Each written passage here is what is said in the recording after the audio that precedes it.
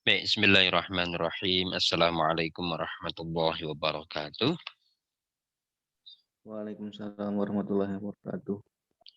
Alhamdulillahirabbil alamin. Allahumma shalli wa sallim wa barik ala sayyidina Muhammadin wa ala alihi wa sahbihi ajma'in. Subhanaka la ilma lana illa ma 'allamtana innaka antal alimul hakim. Rabbi shrah li sadri wa yassir li amri wahlul 'uqdatam min lisani yafqahu. Baik. Bismillahirrahmanirrahim. Eh, Saudara sekalian, para santri yang saya banggakan, saya cintai, saya doakan. Mari kita teruskan kajian kita di pagi ini. Kita masuk ke surah Al-Ikhlas. Tinggal 3 surat lagi di akhir juz 30.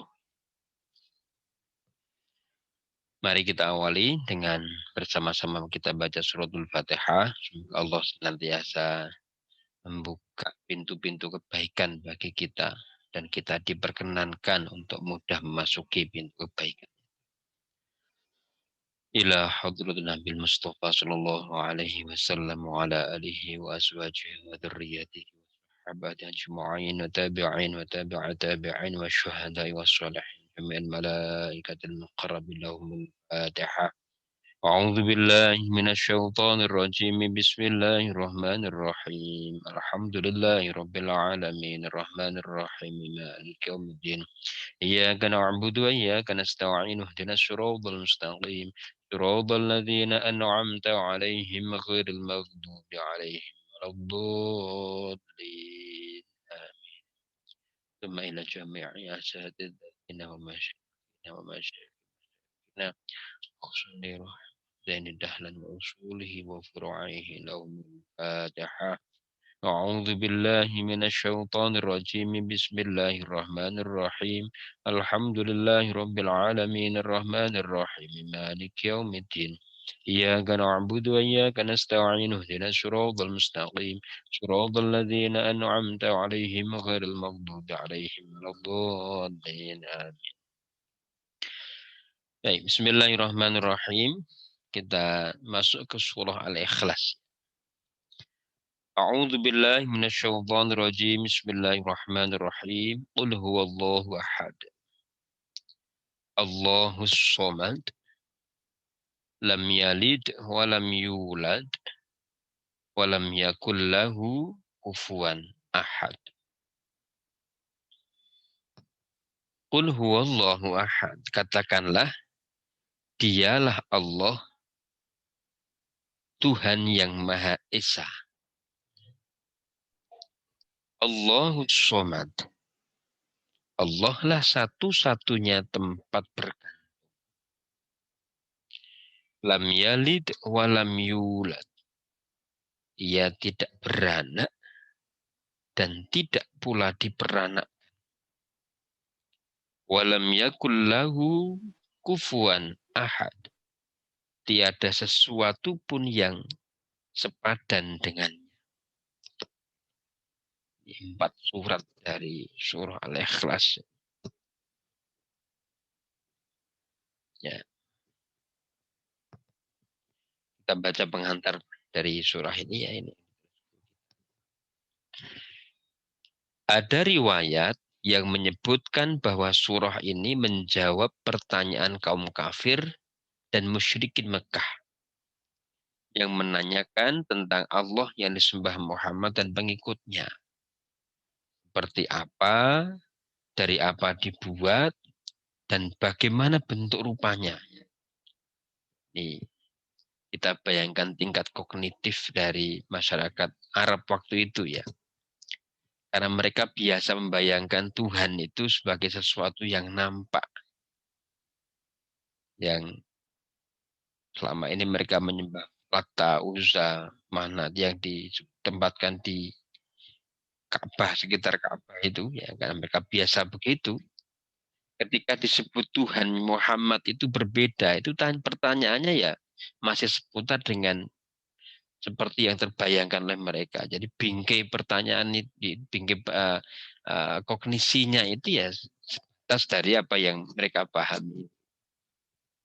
Itu menunjukkan ya bahwa pertanyaan seseorang itu ya selalu sesuai dengan apa yang dia pahami. Yang eh, orang dari pertanyaannya itu orang bisa diduga tingkat kedalaman ilmunya, kira-kira begitu. Allah sangat berbeda dengan yang mereka sembah dan yang biasanya mereka bikin sendiri, baik dari kayu, tanah, atau batu. Allah yang layak diagungkan adalah yang Maha Esa, Maha Sempurna, Tuhan yang dituju manusia, dan yang seluruh makhluk tergantung kepadanya. Dia tidak dianakkan atau berputra, tidak berproses seperti makhluk, tidak ada yang sama dengannya. Dia mempunyai sifat yang serba sempurna. Maha pencipta, maha pemelihara, dan menjadi tempat kembali seluruh makhluk termasuk manusia. Penjelasan dari ini isi pengantar dari Al-Ikhlas. Surah ini sebenarnya isinya sangat dahsyat. Maka ini sangat dianjurkan ketika Anda mau tidur. Ini dibaca. Dengar dari Baha itu ketika beliau memang kalau habis sholat itu zikirnya tidak banyak. Tetapi kalau mau tidur itu justru zikirnya itu banyak. Dan itu juga ada tuntunannya. Jadi subhanallah 33 kali, alhamdulillah, Allahu Akbar, tambahi bacaan lagi, Allahu Ahad, dan seterusnya. Itu sangat baik sekali justru kamu baca sebelum tidur. Karena di situ tuh orang tidur itu kan pada posisi yang tak berdaya. Coba kamu bayangkan pas mau tidur itu ya. Memang tidur yang baik itu kan dalam posisi kamu bersih ya.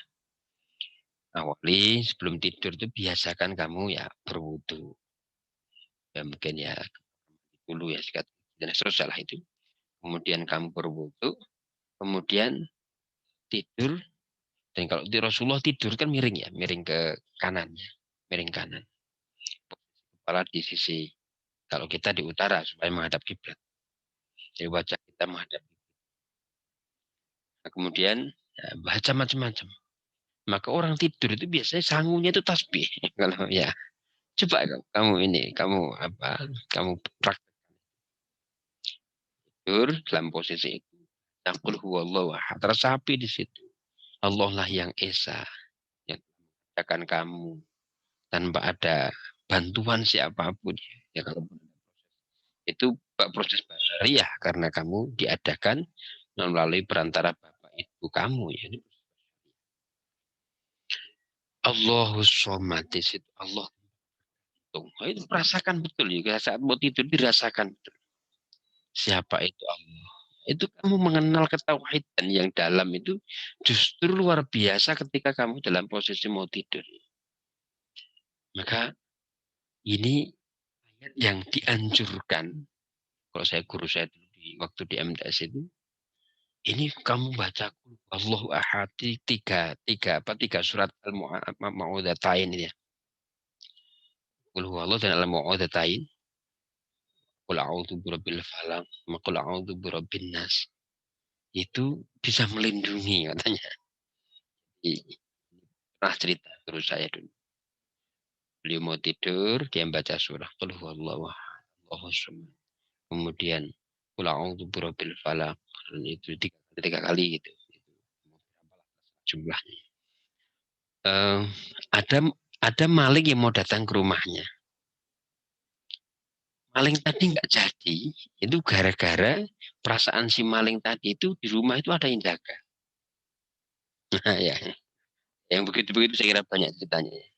Tapi intinya bahwa dalam surat itu ada penyandaran yang kuat sekali pada Allah semua apa yang terjadi. Apa karena kita posisi tidur itu posisi yang tidak mampu. Maka meskipun apa namanya surah ini ya tidak dikhususkan hanya dibaca ketika mau tidur. Tapi saya hanya mengatakan bahwa sebelum tidur itu kali kamu membaca berbagai macam zikir, termasuk 3 surat terakhir dari surah dari. Oke, kita baca penjelasan dari beliau. Diriwayatkan kaum Quraisy mengirim beberapa orang utusan menghadap Nabi menawarkan berbagai fasilitas dan kesenangan. Seperti harta, kedudukan, atau wanita. Tetapi dijawab oleh Nabi bahwa beliau bukan seorang yang kekurangan. Bukan orang yang gila pangkat, dan bukan yang suka wanita. Saya, sabda beliau selanjutnya, saya adalah utusan Allah yang mengajak manusia meninggalkan penyembahan berhala dan mengarahkan pengagungan hanya kepada Allah. Kemudian mereka mengutus beberapa orang lagi untuk menanyakan kepada Rasul.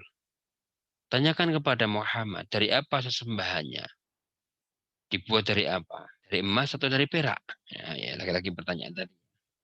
Ini pertanyaan orang-orang kafir Quraisy waktu itu. Ya, karena kedangkalan wawasan tauhid mereka. Jadi kalau kita yang sudah belajar tentang tauhid itu terasa sekali. Ditanyakan mereka itu apa ya, remeh-temeh ya, cekmen gitu pertanyaannya. Baik, ayat 1 ya. Ayat pertama. Qul huwallahu ahad. Katakanlah, dia adalah Esa. Jadi katakanlah itu seakan menjadi jawaban dari pertanyaan. Toh.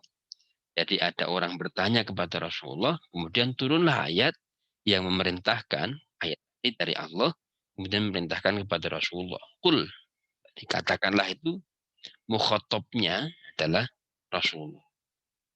Nah, lagi kalau mukhatabnya Rasulullah, itu juga mengena kepada kita. Salah satunya misalnya katakan ini. Jadi, camkanlah, katakanlah dalam hatimu. Kalau dulu Rasulullah ya berarti dalam secara jahar ya. Bahwa Allah itu ahad. Katakanlah dia adalah Esa sebagai jawaban atas pertanyaan kaum Quraisy.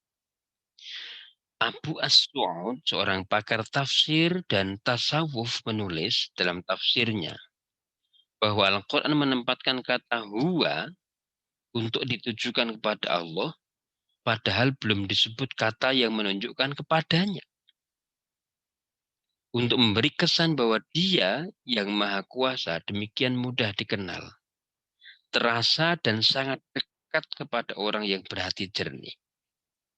Dia hadir dalam benak setiap orang, hadir dimanapun seseorang berada sampai waktu ia tidur. Mana saja mata melihat, telinga mendengar, tangan mengusap, dan pikiran melaju akan sampai kepadanya. Ialah sebab pertama dan utama. Kepadanya semua alam tergantung, dan kepadanya pula tertuju segala isyarat di alam. Inna lillahi wa inna ilaihi. Ya, jadi beliau mengupas kata huwa ya. Kata huwa itu memberikan kesan makna dekat. Jadi ketika orang-orang ini kamu bayangkan secara konteks ya. Ketika orang-orang kafir Quraisy waktu itu bertanya, Muhammad Tuhanmu itu seperti apa? Nah kemudian dijawab, Qul huwallahu ahad. Ada kata dia itu menunjukkan kedekatan. Dia Allah dekat. Nah, dia Allah itu dekat. Dan dalam Quran, Allah itu menunjuk dirinya, mengenalkan dirinya kepada manusia itu dengan kata ganti huwa, ana, nahnu. Ya. Itu juga ada yang menafsirkan begini. Huwa itu the others. Ana, aku. Nahnu itu kita. Jadi dalam dia, dalam kita, dalam aku, ya itu ada diri Tuhan. Itu ya. Jadi apa ya? Kesan makna kedekatan Tuhan kepada manusia itu bisa direpresentasikan dari kata ganti yang dipergunakan oleh Allah. Lalu yang kedua, ini sudah pernah kita sampaikan juga. Kenapa Allah memilih kata huwa, kok tidak kata hiya? Ya. Nah, ini juga menjadi sesuatu yang dari sisi linguistik ya, di kajian linguistik. Kenapa kata huwa yang dipilih? Ini menunjukkan keterbatasan bahasa manusia. Allah itu dia yang tidak laki-laki dan tidak perempuan. Tetapi dalam bahasa Arab, untuk menunjuk kata dia itu selalu ada representasi dari gender. Karena Arab itu membedakan. Kata dia dalam bahasa Arab itu dibedakan. Untuk laki-laki sendiri, untuk perempuan sendiri. Ya toh?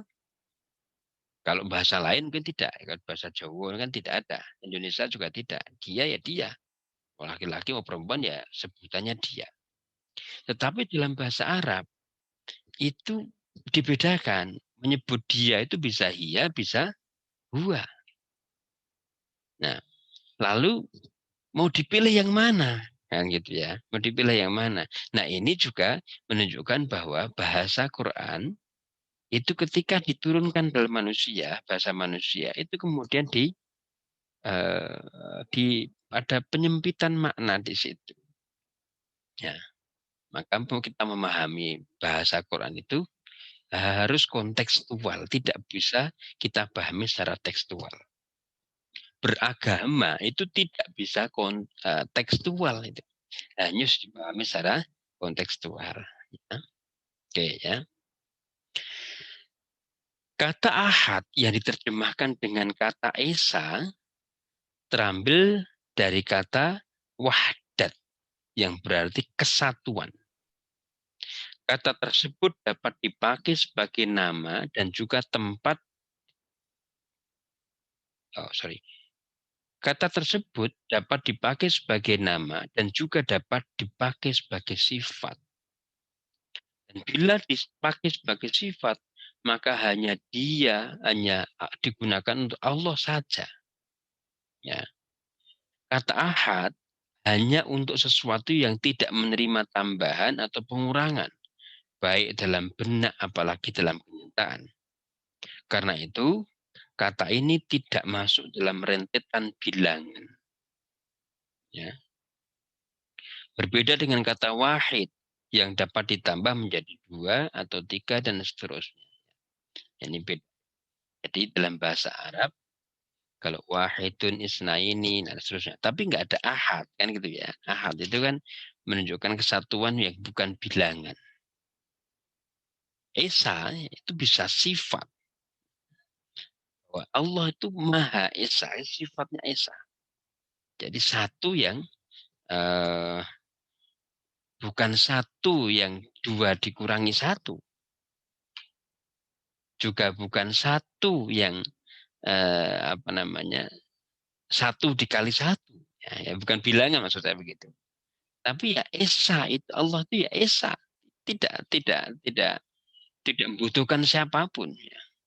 Kelahirannya tidak butuhkan dilahirkan, tidak membutuhkan tidak beranak, tidak diperanakkan.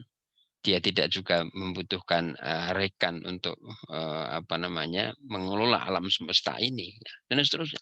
Mencipta juga dia sendiri. Nah, kemudian kata-kata ini melekat, terus kita pahami betul keadaan kemahabesaran Allah ya. Oke. Jadi ini konsep tauhid yang dasar sekali. Tadi saya katakan di awal, surah ini sangat baik ketika kaum bahasa justru sebelum tidur. Dan dalam kondisi tidur itu, kondisi yang kamu posisi tidak berdaya. Posisi tidak berdaya. Awali tidur kamu, itu saya kan. Ya meskipun mungkin kalau bisa istiqomah tiap malam bagus sekali. Andaikan tidak ya, kamu lebih sering ingatnya lah. Sebelum tidur itu kamu posisi wudhu, kemudian tidur, ya baca zikir macam-macam. Boleh. Allah alhamdulillah wa la ilaha illallah. Allah alhamdulillah wa la ilaha illallah. 3 kali ini seterusnya. La ilaha illallah, la ilaha illallah. Baca qul huwallahu ahad, Allahu samad dan seterusnya. Baca-baca itu menunjukkan bahwa kamu tuh nggak berdaya ketika tidur. Nah, ketika nanti bangun, kemudian kamu terbangun, alhamdulillah. Rasa syukurnya itu terasa. Ketika kamu dalam kondisi yang ketidakberdayaan, kemudian terbangkitkan dan kamu masih posisi sadar dan sehat, itu rasa syukurnya itu terasa. Alhamdulillahilladzi ahyana, itu terasa. Ahyana ba'da ma amatana wa ilaihin nusyur, itu terasa. Nah, itu rasakan itu. Kamu kalau mengawali hari itu dengan perasaan yang syukur besar itu insya Allah dalam satu hari itu kamu akan merasakan kebaikan-kebaikan yang banyak. Ya, jadi insya Allah ya. Jadi ya saya itu kan lebih tua dari kalian yang setidaknya saya. Keesaan Allah mencakup satu, keesaan zat yang berarti tidak terdiri dari unsur yang menyusun. Dua, keesaan sifat.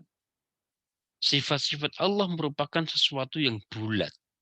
Berbeda dengan sifat yang ada pada makhluk. Ya. Jadi ada yang kalau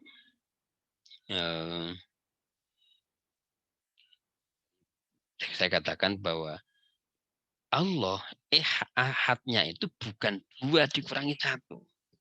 Bukan 1 kali 1. Bukan 0 tambah 1. Karena bukan ada unsur penyusun. Allah ahadnya 1. Kalau 0 tambah 1 berarti kan ada proses. Dari sebelum tidak ada menjadi ada. Allah dari sananya 1. Dan tidak ada unsur penyusunnya. Berbeda dari manusia. Manusia itu 1. Tetapi dia ada unsur penyusunnya. Ada jasmani, ada rohani. Kanan, tangan kiri, ada kepala, ada kaki. Unsur-unsur penyusun manusia. Kalau sebagian dari unsur penyusun manusia itu dihilangkan, dia bukan manusia lagi. Dalam unsur penyusun tadi ada jasmani, ada rohani, ada nyawa. Nyawanya dihilangkan, tinggal bangkai. Bukan manusia lagi. Ya kan gitu ya. Jadi Allah itu esanya itu 1 dimaknai Allah tidak terdiri dari unsur penyusun. Yang kedua, keesaan sifat yang merupakan kesatuan yang bulat berbeda dengan yang ada pada makhluk. Maha Rahmannya Allah itu Maha Rahman yang tak terbatas. Nah, ini keesaan dalam sifat. Yang ketiga, keesaan perbuatannya, segala yang mewujud di alam semesta, baik materi, tata kerjanya, prosesnya, semuanya adalah atas kehendak dan kebijaksanaan Allah. Nah, yang keempat, ini makna esa itu ya. Keesaan beribadah kepadanya. Segala bentuk ibadah, ketaatan seluruh makhluk hanya untuknya saja. Saya ini mencoba merinci makna ahad itu ya dalam Qul huwallahu ahad itu. Esa dalam zat, esa dalam sifatnya, esa dalam perbuatannya, dan esa dalam peribadatan kepada. Jadi jika kita menyembah kepada Allah, kita beribadah kepada Allah, ya bayangkan bahwa Allah di situ sebagai satu-satunya yang menentukan kehidupan kamu. Nah, ini penting sekali ayat ini difahami, dihayati tentang apa namanya ketauhidan kita, dan itu terus perlu dicas ya, perlu dicas dalam kondisi apapun itu dihayati bahwa Allahu ahad itu.